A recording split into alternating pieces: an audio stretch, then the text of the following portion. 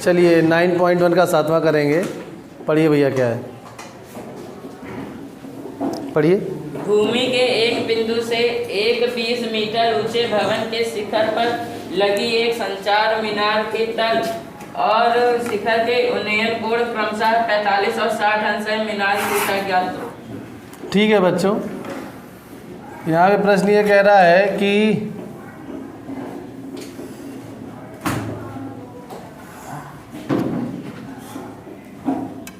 शुरुआत से पढ़िए जरा एक बार।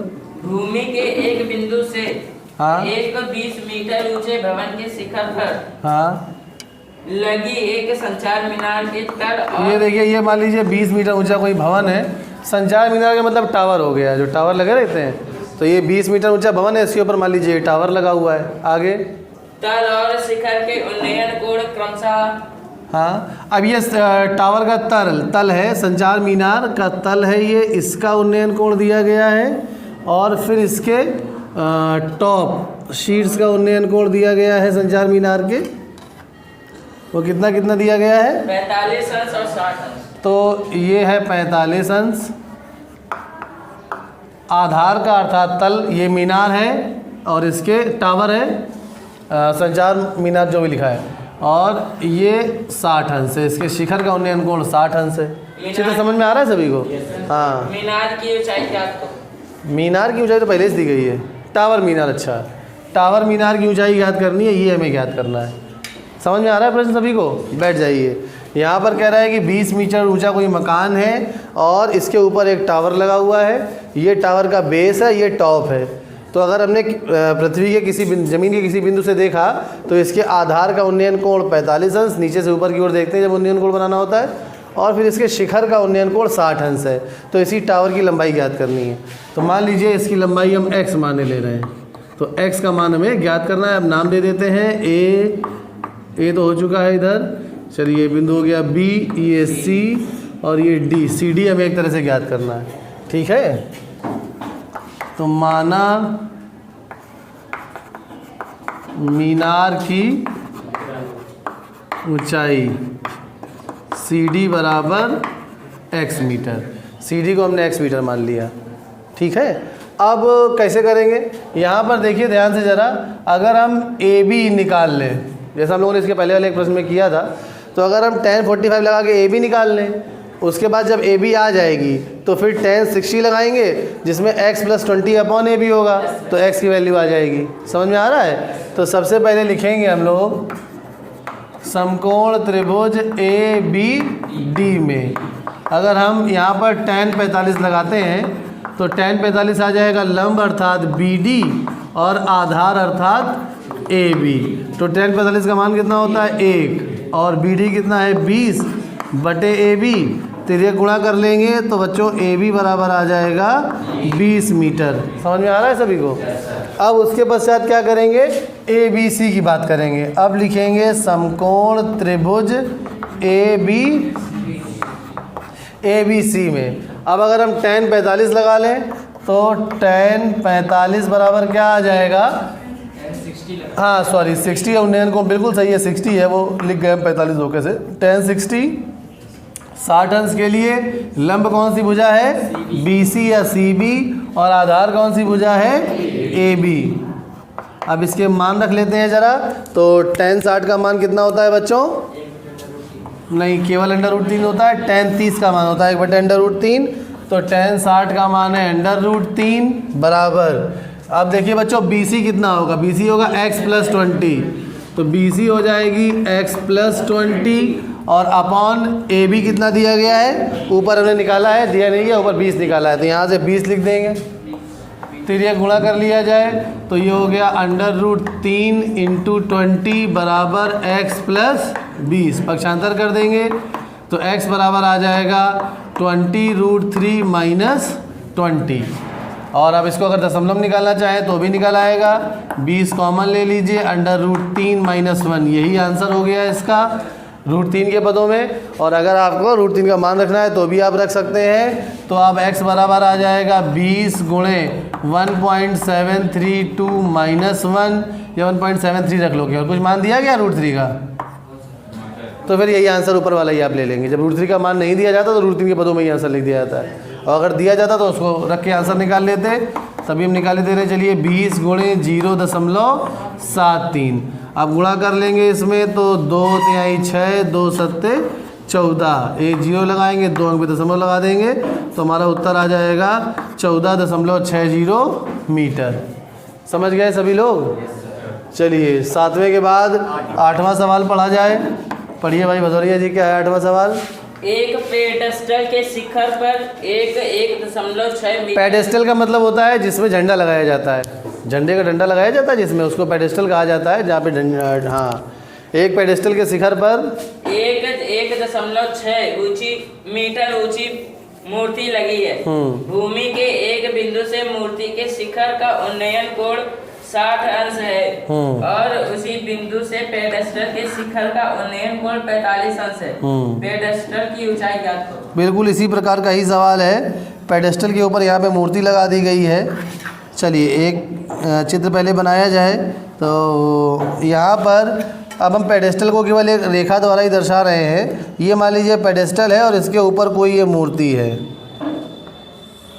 जैसे इस समय उनकी मूर्ति सरदार वल्लभ भाई पटेल की बहुत ऊंची मूर्ति लगाई गई गुजरात में। तो यहाँ पे हमने मान लिया कि AB पेडेस्टल है और ये AD उसके ऊपर कोई मूर्ति लगी है। ये AB पेडेस्टल है, नीचे का स्थान है जहाँ मूर्ति रखी जाएगी, उसके ऊपर AD ये मूर्ति है। आगे पढ़िए क्या हुआ? शिखर पर 1.6 मीटर ऊंची मूर्ति लगी है। तो यहाँ पर जो मूर्ति है अर्थात AD, इसकी लंबाई दी गई है 1.6 मीटर। हाँ आगे। भूमि के एक बिंदु से मूर्ति के शिखर का उन्नयन कोण 60 अंश। ये मान लीजिए भूमि का कोई बिंदु C है और जिससे मूर्ति के शिखर अर्थात टॉप, इसका उन्नयन कोण बच्चों दिया गया है 60 अंश। हाँ आगे। और उसी बिंदु से पेडेस्टल के शिखर का उन्नयन कोण। अब देखिए पेडेस्टल का शिखर जो होगा वो मूर्ति का आधार होगा। ये पेडेस्टल का टॉप है और यही मूर्ति का आधार है। तो पेडेस्टल के टॉप का उन्नयन कोण कितना दिया गया है? 45 अंश। बिल्कुल उसी प्रकार का सवाल लग रहा है। ये 45 अंश है। हाँ भाई आगे। पेडेस्टल की ऊंचाई ज्ञात करनी है। तो पेडेस्टल की ऊंचाई ज्ञात करनी है अर्थात AB हमें ज्ञात करनी है। बैठ जाइए, बिल्कुल मिलता जुलता सवाल है, बिल्कुल इसी से। यहाँ पर पेडेस्टल की ऊंचाई हम x मान ले रहे हैं और BC यहाँ पे हम y मान ले रहे हैं। पहले tan 45 लगा के AB और BC x और y में एक संबंध स्थापित कर लेंगे और फिर हमें x का मान निकालना है। तो जब tan 60 लगाएंगे तो x और y में एक समीकरण बनेगा और y की जगह जो x का मान आया होगा उसको रिप्लेस कर देंगे, x केवल अननोन रहेगा, उसका उत्तर आ जाएगा। बहुत ही आसान प्रश्न है। तो सबसे पहले लिखेंगे समकोण त्रिभुज ABC में, छोटे वाले त्रिभुज में x y में पहले संबंध निकाल लिया जाए। तो यहाँ लिखेंगे समकोण त्रिभुज ABC में, यहाँ पे हम tan 45 अप्लाई कर लेते हैं। tan 45 बराबर लंब बटे आधार। तो देखिए 45 अंश के लिए लंब कौन सी भुजा है? सामने वाली x और आधार कौन सी है? y। तो ये हो गया x बटे y। tan 45 का मान 1 होता है, 1 बराबर x बटे y। तिर्यक गुणा कर देंगे तो x बराबर y। समीकरण नंबर 1 बना के इसको छोड़ दिया। इसके पश्चात अब tan 60 लगाएंगे पूरे इधर वाले बड़े त्रिभुज में। तो अब लिखेंगे समकोण त्रिभुज DBC में, DBC में समकोण त्रिभुज DBC में कौन सा टी रेशियो अप्लाई करेंगे? tan 60। तो tan 60 बराबर आ जाएगा BD बटे BC। अब देखिए बच्चों tan 60 का मान √3 बराबर, अब ये BD का मान कितना होगा? 1.6 धन x। तो ये लिखेंगे 1.6 धन x और बटे BC का मान कितना है? y। मगर अब हमें मान किसका निकालना है? हमें पेडेस्टल की हाइट निकालनी है। यहाँ पे कहीं पर लिख लेंगे बच्चों, माना पेडेस्टल की ऊंचाई AB बराबर x व BC बराबर y। इससे और अच्छा रहेगा, सेंटेंस बना के आप लिख लेंगे तो। हाँ अब देखिए x, यहाँ पे x और y बराबर आ गया है। हमें निकालना क्या है? पेडेस्टल की ऊंचाई x निकालनी है और y और x बराबर है तो सबको x कर ले रहे हैं। तो ये आ जाएगा √3 बराबर 1.6 धन x बटे x। और यहाँ पर रेफरेंस दे देंगे कि x और y बराबर हैं या समीकरण 1 से, ये रेफरेंस दे दिया गया, समीकरण 1 से x और y बराबर थे। अब तिर्यक गुणा करेंगे बच्चों, तो ये हो जाएगा √3x बराबर 1.6 धन x का मान निकालना है, पक्षांतर करेंगे। तो ये भी बहुत आवश्यक सवाल है क्योंकि इसमें रेशनलाइजेशन करना पड़ेगा, आगे निशान लगा लीजिए, बराबर 1.6। समझ में आ रहा है सभी को यहाँ तक?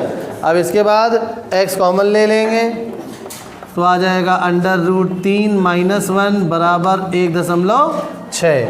इसके पश्चात x बराबर क्या होगा? x बराबर आ जाएगा 1.6 बटे √3 माइनस का 1। अब इसके पश्चात बच्चों क्या करेंगे? इसके बाद करेंगे परमेयीकरण, रेशनलाइजेशन। तो √3 + 1 का अंश और हर में गुणा कर देंगे। तो देखिए ज़रा ध्यान से करा जाए इसको। एक चौक ज़रा उठाइए, कहीं रखी है? 1 मिनट रुकिए ज़रा, चौक कमी हो गई है, कोई बात नहीं है, हमारे पास मिल गई, बस 1 सेकंड की बाधा है। हाँ, जल्दी से इस बाधा को दूर करा जाए, आगे बढ़ते हैं। अब यहाँ पर हमें केवल रेशनलाइजेशन करना है। तो x बराबर क्या आ जाएगा? 1.6 बटे √3 - 1 है, तो इसका रेशनलाइजिंग फैक्टर होगा √3 + 1, क्योंकि अंश में अपरिमेय संख्या नहीं होनी चाहिए। हम इसका कर रहे हैं परमेयीकरण, रेशनलाइजेशन। तो यहाँ पे आ जाएगा √3 + 1 अपॉन √3 + 1, अंश और हर में √3 + 1 का गुणा कर दिया गया। समझ में आ रहा है सभी को? हेलो, चलिए अब जी सचा जी नमस्कार। जी हाँ, भेजिए ठीक। हाँ, तो अब a - b a + b हो जाएगा a² - b²। तो ये हो जाएगा √3 का स्क्वायर माइनस 1 का स्क्वायर। तो x बराबर 1.6 √3 + 1 अपॉन √3 का स्क्वायर 3 माइनस 1। तो x बराबर 1.6 √3 + 1 अपॉन 2। 2 से जब भाग देंगे तो 0.8 आ जाएगा। तो x बराबर 0.8 √3 + 1, यही आंसर है। अब √3 का मान रख सकते हैं, आंसर यही आ रहा है कि पीछे कि मान दशमलव में आ रहा है? देखिए ज़रा, 0.8 √3 का मान रख देंगे, 1.73 + 1। तो x बराबर 0.8, ये हो जाएगा 2.73, यहीं पे छोड़ दिया गया है। चलिए ठीक है, कोई बात नहीं, मान हमने रख दिया है। तो 8 × 24 की 4 हासिल लगे 2, 8 × 7 = 56, 2 × 58 की 8 हासिल लगे 5, 8 × 2 = 16 और 4 = 20 और 1 = 21। अब 3 अंक पे दशमलव लगा देंगे, 1 2 3। तो ये आंसर आ गया हमारे पास। पेडेस्टल की ऊंचाई 2.184 मीटर, एस्टीमेट कर देंगे तो 2.18 मीटर लगभग इसका उत्तर माना जाएगा, अगर दशमलव में निकालना हो। चलिए बच्चों, धन्यवाद, नोट कर लीजिए।